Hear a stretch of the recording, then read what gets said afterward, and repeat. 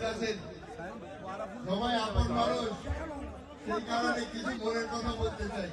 সন্ত্রাসী ও চাঁদাবাজদের ঠিকানা কাদের নগর নয়, সরাসরি কারাগার, এমন কঠোর বার্তা দিয়েছেন বিএনপির জাতীয় নির্বাহী কমিটির সদস্য হুমাম কাদের চৌধুরী।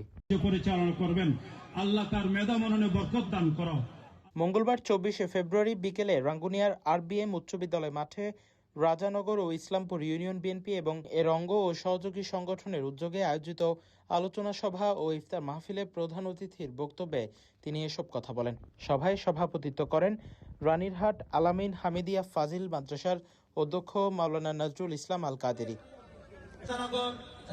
ইসলামপুরের অভিভাবক জনাব আলহাজ ইউসুফ চৌধুরী সাহেব এবং আমাদের নাম জানাবো। এ সময় বিভিন্ন পর্যায়ে নেতৃবৃন্দ বক্তব্য রাখেন।